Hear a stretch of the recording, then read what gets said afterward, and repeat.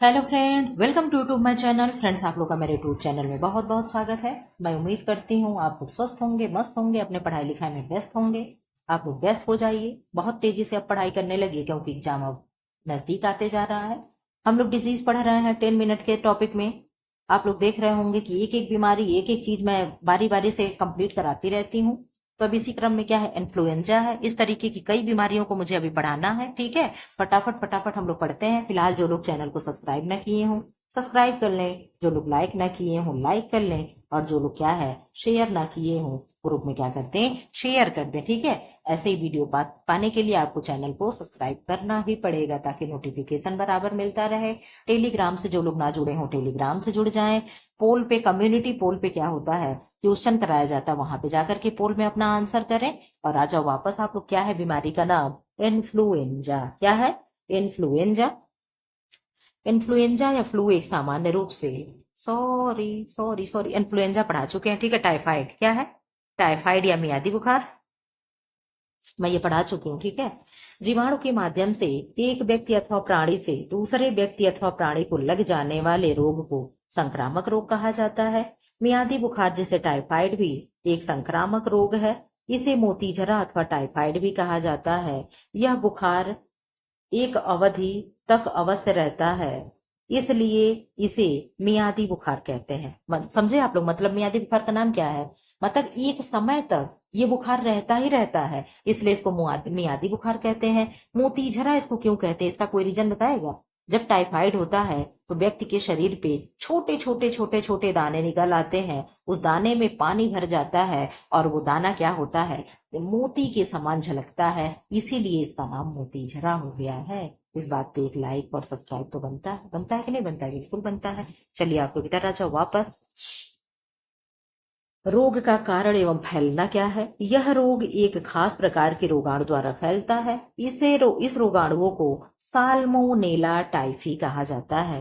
Typhoid इसका नाम है और टाइफी आप लोग लगा लोगे तो आप तुरंत पकड़ लोगे क्या होगा, साल्मोनेला टाइफी नामक क्या है, जीवाणु है कि रोगाणु है, क्या है। आप कहोगे मैम जीवाणु है, यानी क्या है, बैक्टीरिया जनित रोग है, ना कि वायरस जनित। कैसा रोग है, बैक्टीरिया जनित रोग है, ना कि वायरस जनित। ठीक है, रोगाणु, यह रोगाणु रेंगने वाला होता है। मियादी बुखार के रोगाणु का संवहन जल तथा भोजन द्वारा होता है। टाइफाइड कैसे होता है, टाइफाइड जल जनित रोग है, सबसे पहले जल जनित है। लेकिन अगर साथ में वाटर और भोजन दोनों दिया हो, भोजन और खाना दोनों दिया, भोजन और पानी दोनों दिया हो, तो आप दोनों को सही करके आएंगे। ठीक है, देखो यहाँ साफ साफ लिख रहा है, संवहन जल तथा भोजन के माध्यम से होता है। यह बुखार बच्चों को भी हो सकता है तथा बड़ों को भी। ऐसा माना जाता है कि जिस व्यक्ति को मियादी बुखार एक बार हो जाता है उसे पुनः यह बुखार नहीं होता। आप लोग भी अक्सर सुने होंगे, जैसे चिचक वगैरह होता है, एक बार हो जाता है तो दोबारा नहीं होता है। इसी तरीके से मियादी बुखार यानी टाइफाइड जिसे एक बार हो जाता है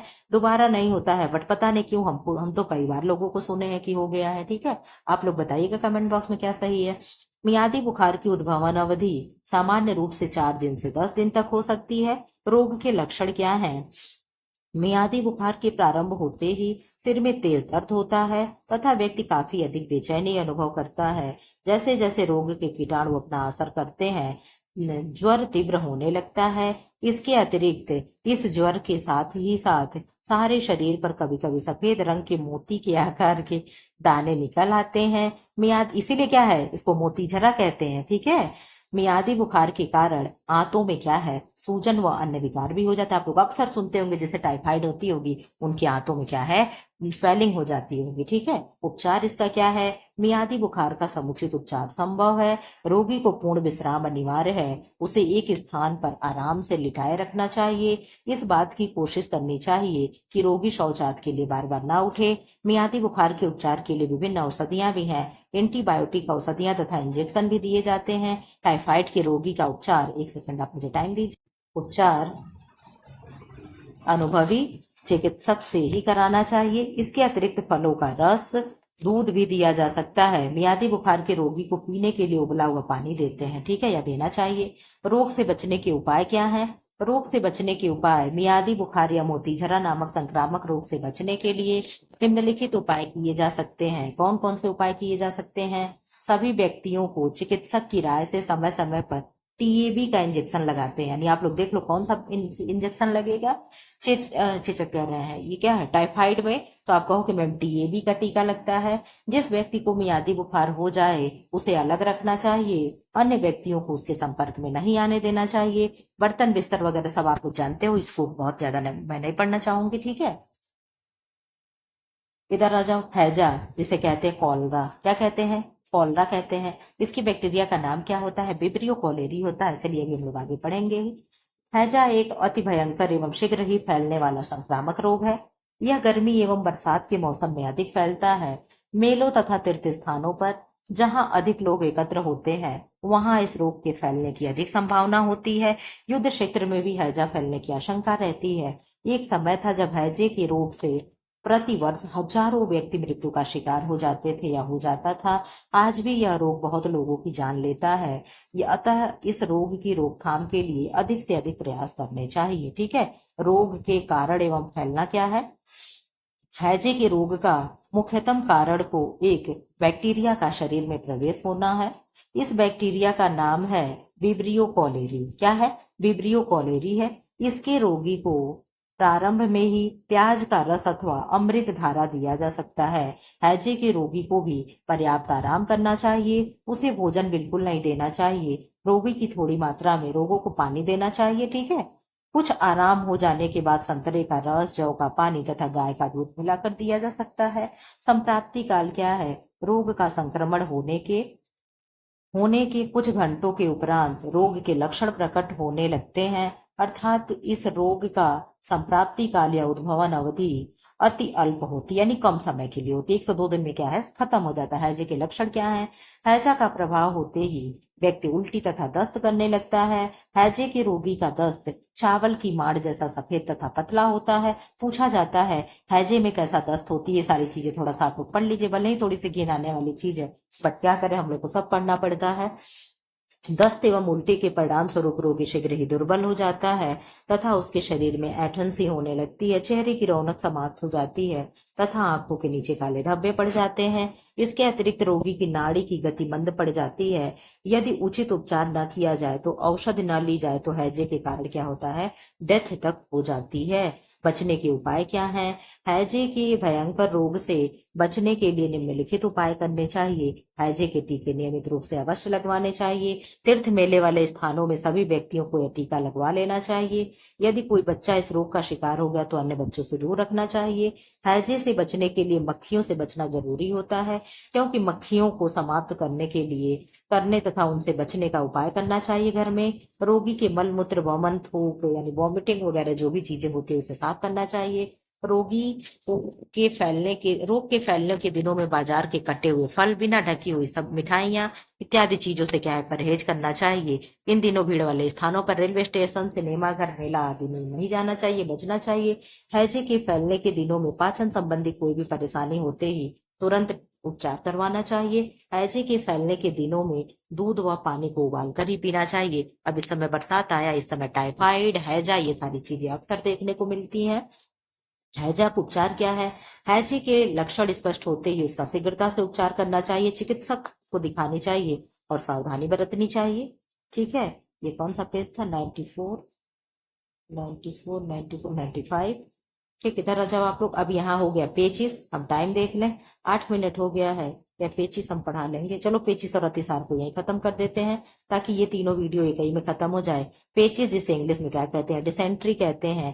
पेचिस एक तीव्र संक्रामक रोग है। इसके रोगाणु रोगी के मल में रहते हैं। इनके शरीर में पहुंचने से पेट में भयंकर ऐंठन एवं पीड़ा के साथ पतले दस्त आने लगते हैं।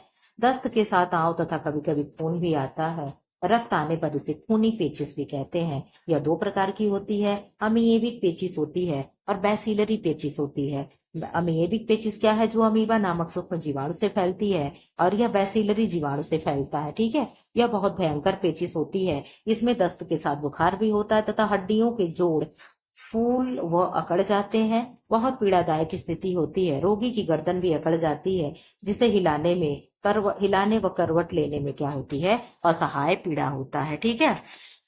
रोग के कारण क्या है, रोगाणु रोगी व्यक्ति के मल में पाए जाते हैं। मक्खियां रोगी के मल पर बैठकर फिर भोज्य पेय पदार्थों पर बैठ जाती हैं तथा उनको दूषित बना देती हैं। उन दूषित पदार्थों को हम व्यक्ति खा करके क्या करते हैं, रोग को फैला देते हैं। और मक्खियां ये कार्य अपने द्वारा करती हैं। कैसे करती हैं, अपने पैरों में पंखों में चिपका करके ले जाती हैं।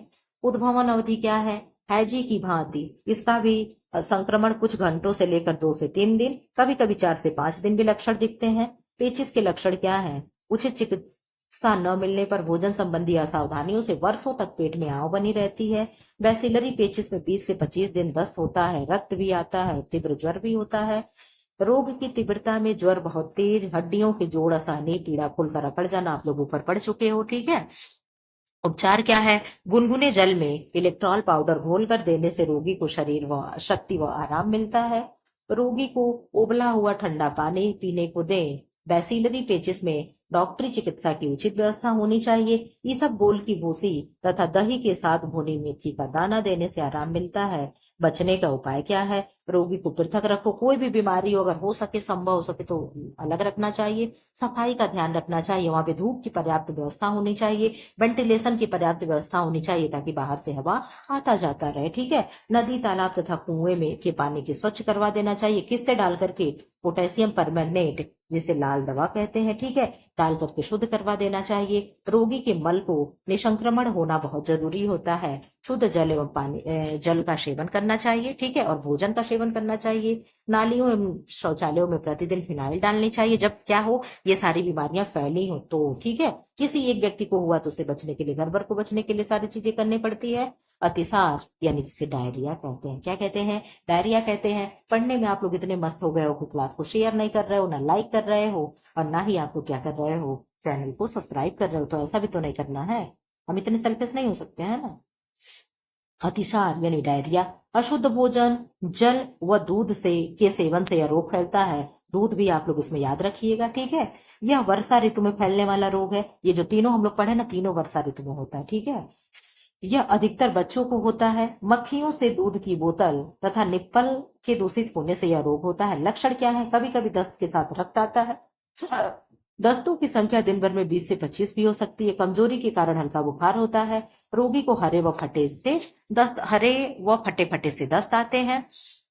बचने के उपाय क्या है, रोगी का मल विसंक्रमित करके निष्कासित करना चाहिए। बच्चों को सदैव गर्म और ताजा दूध देना चाहिए। दूध की बोतल व निप्पल दूध पिलाने से पहले तुरंत उसे क्या करना चाहिए, खौलते पानी में उबाल कर ढक कर रख देना चाहिए। बच्चों को बाजार की खुली वस्तुओं न खाने दें। भोजन संबंधी नियमों का क्या करें, पालन करें। फिलहाल ऐसी वीडियो पाने के लिए आप लोग क्या पालन करेंगे कि चैनल को सब्सक्राइब करना है और वीडियो को क्या करना है, लाइक करना है, और क्लास को क्या करना है, शेयर करना है, ठीक है। Thanks for watching.